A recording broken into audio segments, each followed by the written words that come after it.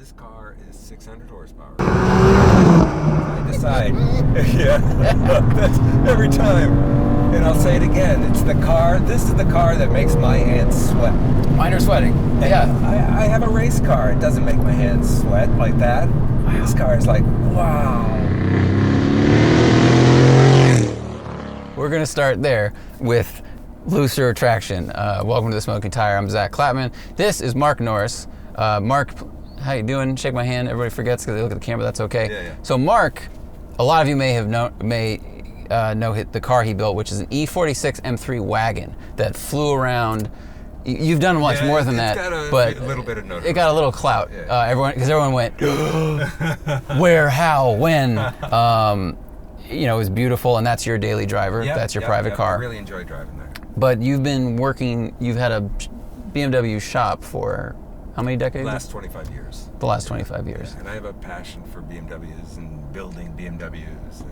Perfect, because that's perfect person to talk to about where BMW was, where they're going, what they're doing, all that stuff. This car is an M2 Competition, which I have driven a stock one before, if you guys watched that video. And this, not stock, not at all, 600 horsepower. 600 horsepower. And some other stuff. Had some modifications. Yep. Added a Dinan charge cooler for durability when I take it to the track. Their coilover kit had the car corner balanced. I have the monoballs in the front. I have the trailing links in the back, and all for durability and fun. Durability, fun. Is it more communicative now? Like, absolutely. Right. Yeah. This road's a little bumpy, but some of the other cars we had today were more comfortable speed machines. So that's why we came here. This definitely would be a car suited for like Angeles Crest or like somewhere twisty and tighter, but we're going to go that way and we'll make do with what we have. I think you'll find their spring rate's a little bit more forgiving. Dinan's is? That's what I rode with Steve in the M4 years ago, and I said, what do you do to these when you get them? He goes, soften the springs up and change the bump stops is the first thing. And because the stock car was just doing burnouts everywhere and like skipping across the ground. Yes. And then, you know, when they put their stuff on it was much more settled. Yeah. It seems like a lot of cars these days are a little too stiff. Oh yeah, that M5. The comp or that one? The comp. Oh yeah, the comp is very stiff. Or that one, whatever. That was a regular one, and then the comp they make is even stiffer. With too much. Yeah. That's like Mercedes with their C63. The only one I've driven was by Carbon. Was Steve's car, and I drove it on a really smooth road, so I can't say if it was too stiff or not. But on that smooth road, it was quite magical.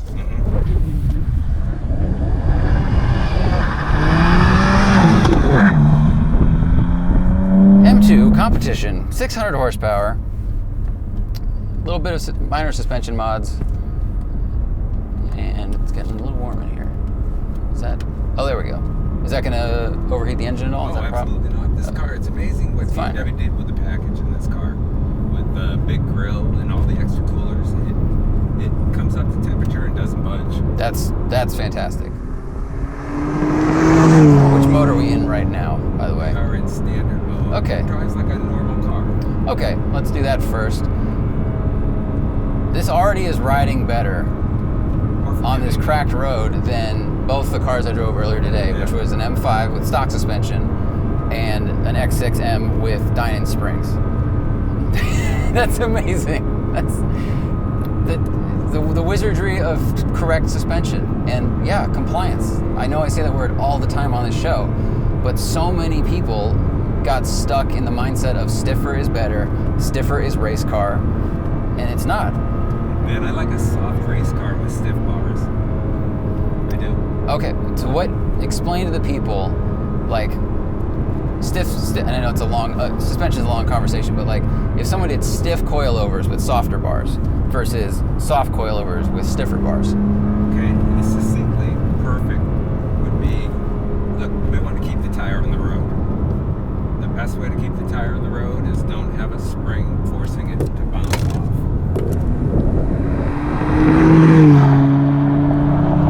Because it's going to keep pushing it against it too stiffly, right? If it's too stiff, the tire's not gripping. So the bar takes care of the lean, and then this is soft suspension soaks up the bumps. This is so easy to drive quickly, and I'm in third gear. It's just like nice and smooth and just carrying speed. Like your E46.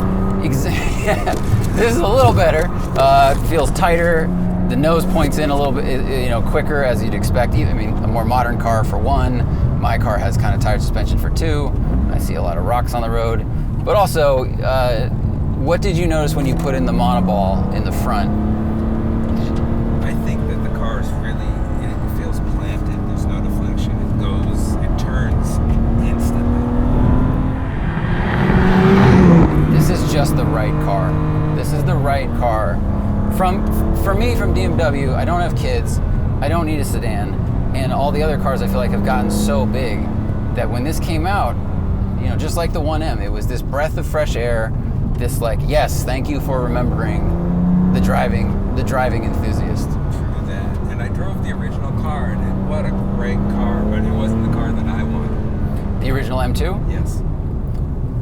I wanted this engine. You wanted the true M engine. True. Did you want the power? Did you just want that it had better parts? Okay. Yeah. Are you a power person? Not necessarily, but I knew that it was a car that would take track abuse. It's just so composed. Yeah. It's just a go-kart with air conditioning. Man. I don't know. Sam Smith, we had an argument. He doesn't, and I know you're friends with Sam, you know him. He doesn't like the M2. He thought that it was way too stiff, which is what you changed in this one. He wasn't a huge fan of it. But Sam also is a purist in strange ways. He's getting wound up right now. I can hear him at his computer going, "That's not what I said!" But he didn't really like it. But I think, yeah, there's this feeling that OEMs have to give people to make them think sports car. They go, okay, if we make it this stiff, the market will think fast, they'll think race car. But it actually isn't it doesn't handle better, it's not a better driving experience. We have a billy club sliding around? Oh. How long has that been in there? We're not gonna open that, are we? It's old Tupperware. Yeah. Okay, so this is normal mode. So this has the Noelle performance tuning on it. Right. In normal mode, is the power turned down, or is the power still there? Still there. It's not as aggressive. Okay. So the rack speed is the right ratio. I'm gonna turn around here. What's missing is that little bit of feel. Yes. It sounds. Yeah. I hate saying it. But it's true. As an owner of E30 and an E46, it's like you're connected to the road through the steering wheel. Yes, I think for me, the difference is because they can add weight to the wheel, and they can add rack speed, which kind of makes you think you're feeling the tires, because as you turn the wheel, the car turns at like the exact same rate as your hands, but you don't feel like the pushback, and you don't feel the load, and if there's any understeer. There's some BMWs I've been in and other cars too where it just happens and you don't really know. Yeah, you don't really know, which is a shame. So what do you think about where BMW is and where they're going? The complaint for a long time has been they've stopped paying attention to being the ultimate driving machine. They've lost a lot of feel, and you have decades of experience, race cars, everything. And you see the models they offer now and how they feel. So what do you think? I think it's a big marketing company now. And then they come out every once in a while with a car like this, and it's like, really? You listen to us. Because this is the best car to come out in 30 years. It's really good. Oh, your brakes are excellent. Oh, and there it is. That's the big subject. BMW's never had good enough brakes. Ever. And here it is. Stock from the factory. Stock brakes, no. Incredible. You do pads or anything? Nope. Wow. Stock. So one of the engineers told me they took the carbon ceramic package, the calipers. They took the calipers off that. They developed a new steel rotor to fit. And then they're using an extra thick pad for the difference. Wow. And oh my God, does it work? It does. It's I like the amount of travel before the pedal firms up. Yes. It's not like a numb amount of travel, because sometimes that can be disconcerting. Yeah. And then it grabs and gets linear. And That's what you want. especially with braking, it's very linear. You want to stop Yeah. one step more. Yes. But trade-off around town, holy crap, you got to be careful with the brake. Too grabby? Yeah. I mean, if you drive it enough, your foot kind of gets used to it. Yes. For me, the challenge with this job is jumping into something and something else and something else. And, I'll over-rev a downshift or I'll do something wrong because I've been in the car for 5 minutes. Yeah. But this feels pretty intuitive pretty quickly. I like the seats. I keep saying, I don't know what happened when I had that M850 and the seats were not comfortable and they didn't hold me in place. These are more comfortable, they fit my body better, and they feel more softly padded. You can adjust the bolster. I don't really need to. I think I should keep hands on the wheel right now, Elsa. This is your have we just met. I want to take my car to you to have it worked on and not have you put, rocks in the cylinders and be like, should have taken that hand off the wheel, Zach. Oh, jeez. Powerband is just, it's so perfect. Doesn't feel turbocharged. Except when you first turbo car. First turbo car? Yeah. Never owned a turbo car. I'm hooked. Well, all right. What hooked you? What did you like and not like? Torque. Yeah, torque is nice, isn't it? Amazing. It's just 2,000 RPM, for God's sakes. It just rips. I feel like the good thing, one of the other good things with the M2 over like the M4 is the torque is laid on a little more progressive. When I first drove the M4, it was 1,700 RPM and this wall of torque hits and just breaks tires loose, and then it was flat. And it took out all of the anticipation and that kind of bubbly fun you have as you're like, ooh, the music's about to arrive or the fireworks are about to start, and it was just like, here's everything, and then as you went through the rev range, there was no like progress of thrust, and I feel like that's better in this car. This is totally linear. Totally linear. And did you downpipes or anything, or stock exhaust? No, even stock exhaust. Because I like the sound. And it's a turbo car. You're not going to gain any benefit from exhaust, or it's not going to change the pitch of it much because the turbos dampen all the sound. No, I guess if you do like a downpipe, you might have better flow, but you do not need it. And this kind of power. Yeah. That's the problem with, I think, parking lot racing is someone might show up and they might have 620 horsepower because they put a downpipe on. This is enough. Big bump. Wow, handled it much better than the big cars from earlier today. Totally composed. Really composed. Good damping. Going right past them. Man, and the go from 5,500 to 7 is rapid.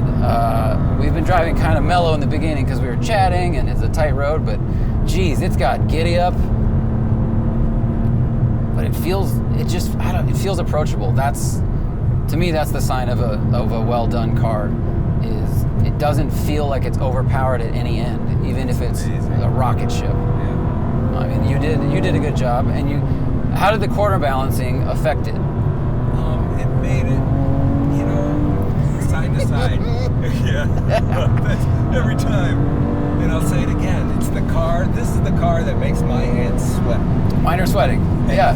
I have a race car. It doesn't make my hands sweat like that. Wow. This car is like, wow. Why doesn't your race car make your hands sweat, do you think? Well, I mean, you're suited up and you're driving the shit out of it, but this car is like so giddy. It's like the wave of power. The wave of power is good. It just feels agile. It doesn't overpower the chassis. No, which, is a risk. I mean, I guess they just knew what they were doing when they started, right? Yeah. I feel like, I don't know, are there many cars these days that overpower the chassis from OEMs? Sure. You think so? Yeah, without a doubt. The first car from BMW that overpowered the chassis. They managed it better with the power band. I think that's... He hasn't even gotten into the fun button yet. Oh my God, I haven't. Where's the fun button? M1? M2. All right, we'll do you press it twice. Press it twice? Yeah. Everything gets... Okay, MDM mode, right. We'll go down here a little bit, then we'll turn around and come back up. No traction control, so you can be aware. Okay, that's very good to know. It's a very straight road. Yeah. I mean, I felt it break loose a little bit earlier, and then traction kicked on. Yep. Second gear.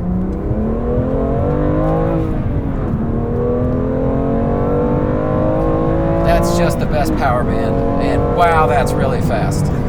That is very fast, and it's so smooth, and with whatever you've done with the suspension, I mean, the car is really good anyway.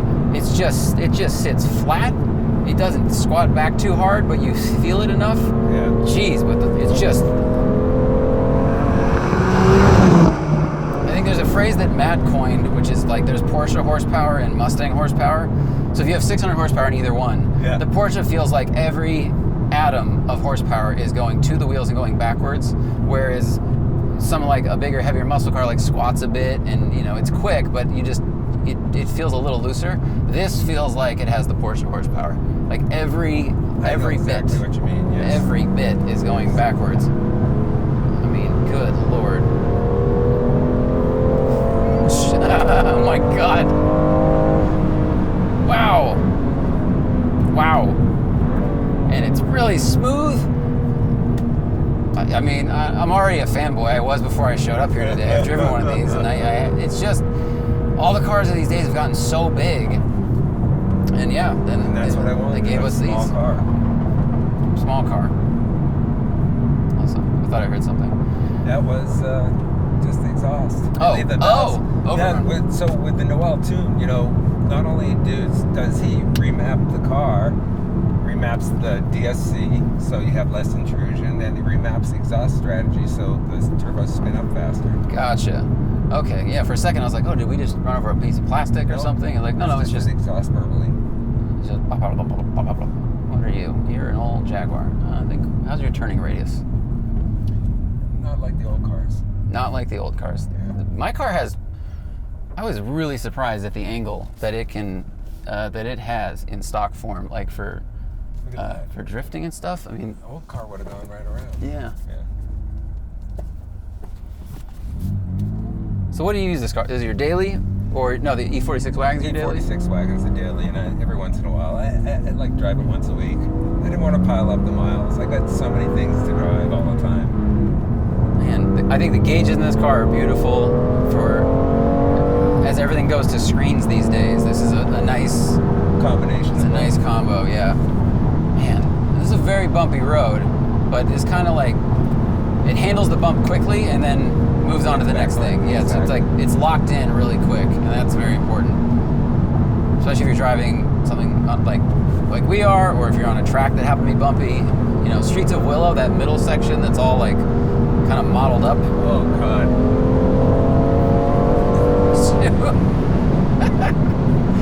And this is just software and a charge cooler. Software and a charge cooler. Wow, we live in really good times. Yeah, we do. What do you think of that? You know, you came up in the NA era, and if someone came to you and said, "Hey, I have a E39 M5 or an E34, and I want more power," you're like, "All right, we got to pull the engine apart. We got to, build, bore, port polish." 50 horsepower out of it. 75 horsepower. I mean, we flashed this car and got 200 horsepower. Right. That's amazing. Silly. It is kind of silly. So, but your bang for the buck just went. Yeah, just the potential that is in every turbo car is ridiculous. And when you have a car that can handle it, like the chassis can handle it. Yep.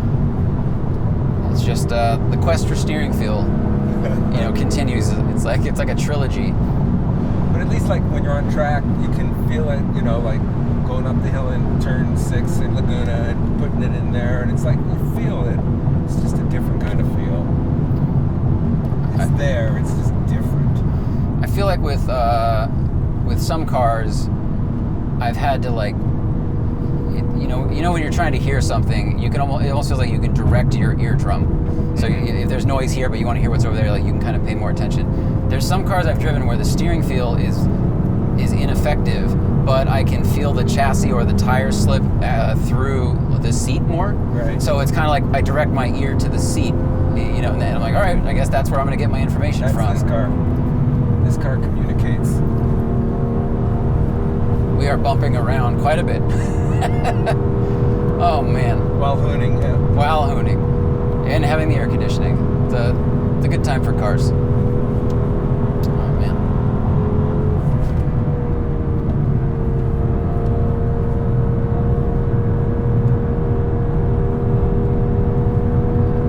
This is just called Focus. God, you can just eat up miles in this. Phenomenal.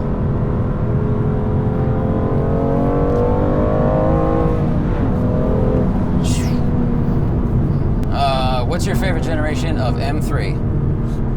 E30. E30. Why? That's the car that just I get into and be a part of.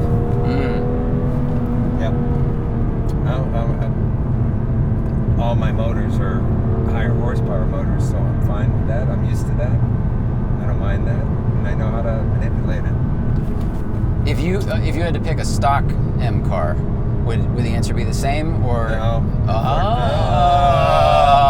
Here we go. Oh, that sounds rad. Yep. It'd be this car. If I had to pick a stock car that I had to live with, it'd be this car. Man. What a car. What a car. I mean, it already was what a car.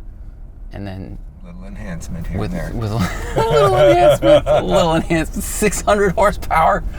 600 horsepower. Yep. And suspension. what's the same length as the E36, yep. right? Little car, yeah. It's small. I mean, it's kind of heavy, but you know, we have a lot of airbags they now. Advertised. I came in at 36.28, I think, full of gas. Okay. Or 36.24 or something like that. Wow.